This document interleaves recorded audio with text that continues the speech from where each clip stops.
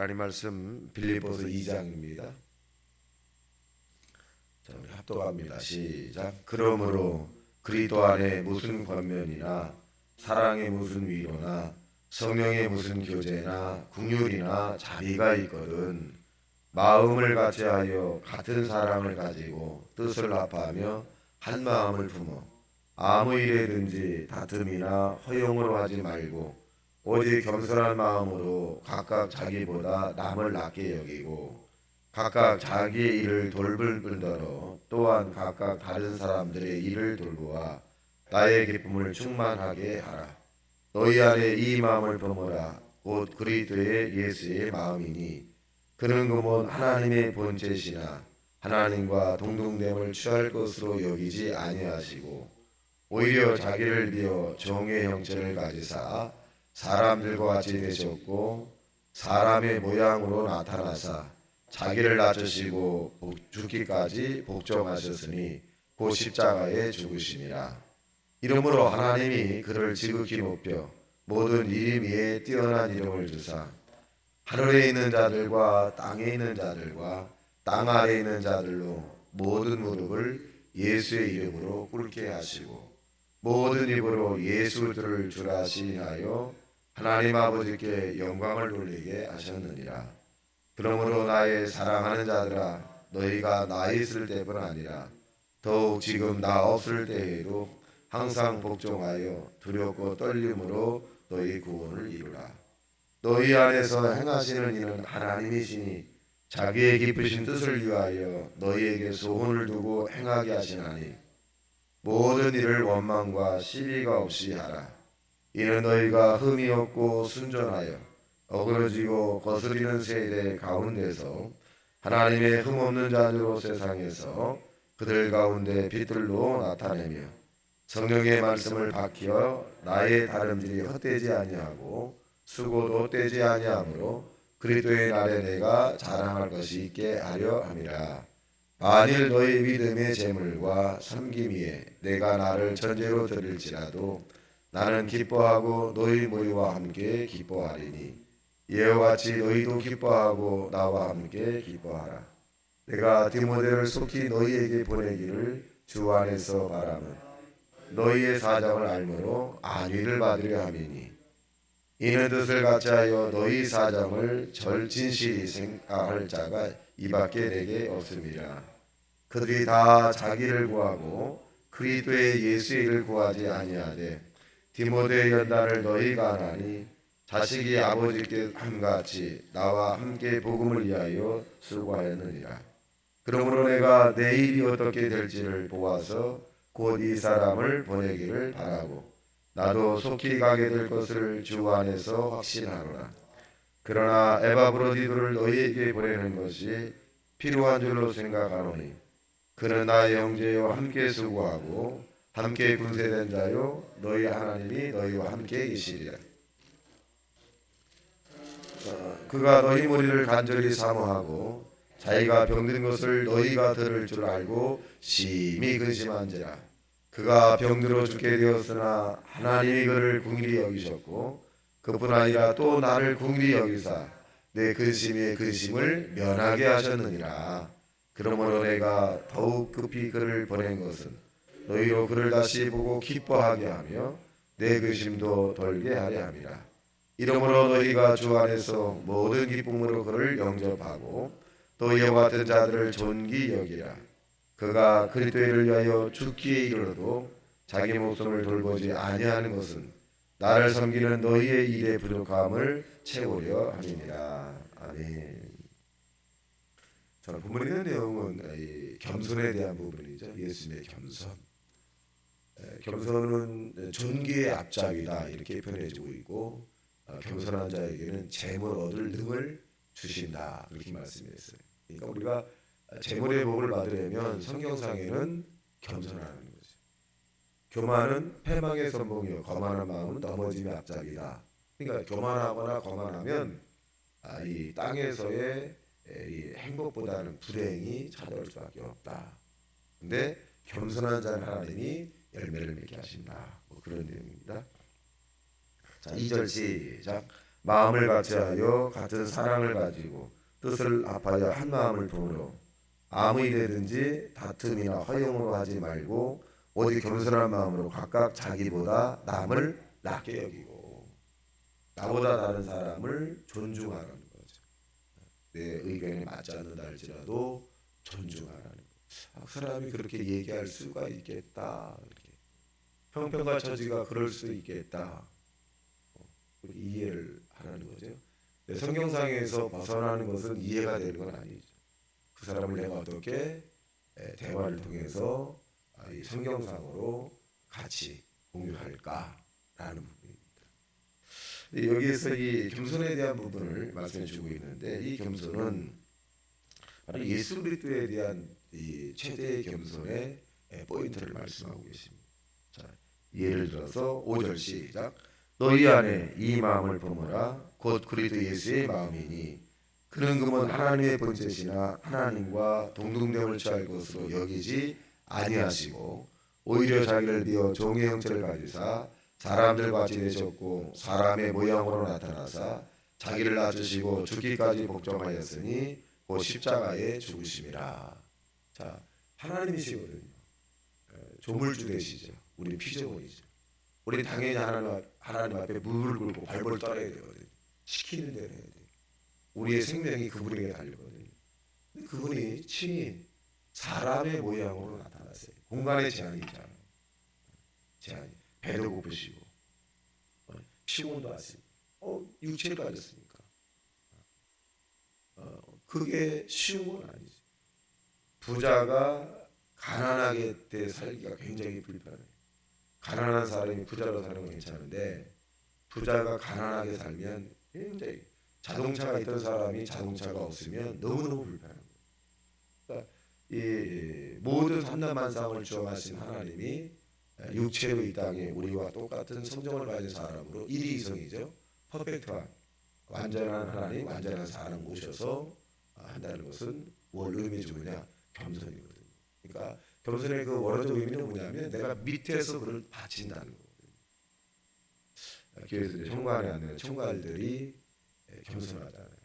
사실은 뭐 그렇게 고개 숙이지 않아도 되고 뭐 반갑게 하지 않아도 되고 자기도 가면 뭐 대우받을 만한 그런 포지션에 있는 사람들인데 그러니까 예수도 이름으로 사랑하고 예수대로 섬기고 또 부축하고 또 위로해주고 또 여러 가지 말을 다 받아주고 이 부분이 뭐냐면 겸손이기 때문에 그렇습니다. 예수님 이름으로 하는 거거든요. 봉사하는 게 그렇습니다.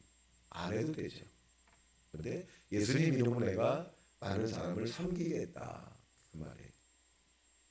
그러니까 이 예수님에 대한 부분을 그러니까 말씀하는데 예수님의 마음을 본받아라. 그 높고 높은 높으신 분이 낮아봤다.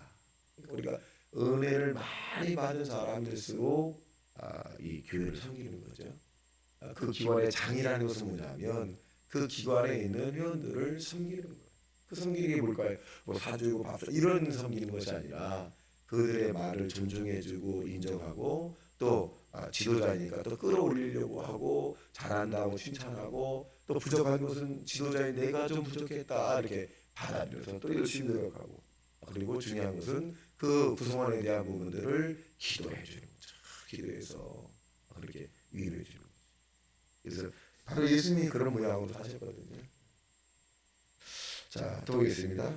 9절 시작. 이름으로 하나님이 그를 지극히 높여 모든 이름 위에 뛰어난 이름을 주사. 자, 모든 이름에 뛰어난 이름. 어떻게 있기 때문에 겸손하신 예수님의 번을. 그래서 이 바울이 그런 말 하잖아요. 고백하기를 내가 예수들을 통해서 본받은 것 같이 너는 나를 본받으라 라고 말씀했습니다.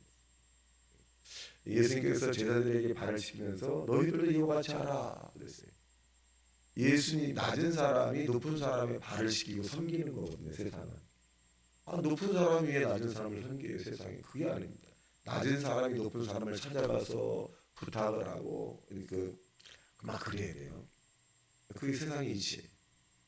근데 예수님은 높으신 분이 낮은 자의 발을 시키거든요. 네, 발을 시켰어요. 섬김의 본을 보이는 거예요. 그러니까 은혜를 많이 받은 사람일수록 많은 사람을 섬겨야 돼. 왜? 그 은혜는 하나님께서 주셨는데 섬기라고 주시는 거예요. 근데 그 은혜가 뭐냐? 깨달음이죠.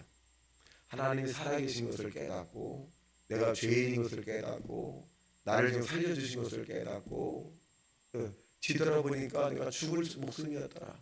근데 하나님이 나를 기가 막히게 살려주었더라. 또 내가 여러 가지 문제가 있었는데 절망하고 내가 어려움을 당해야 되는데 뒤돌아보니까 하나님이 기가 막히게 나를 건져주었더라. 이게 깨달음이고 깨달음을 더 전진당하는 것을 카리스, 은혜라 그래요. 내 노력과 내 의지로 된 것이 아니라 하나님의 도우심을 받았다. 이렇게 표현합니다.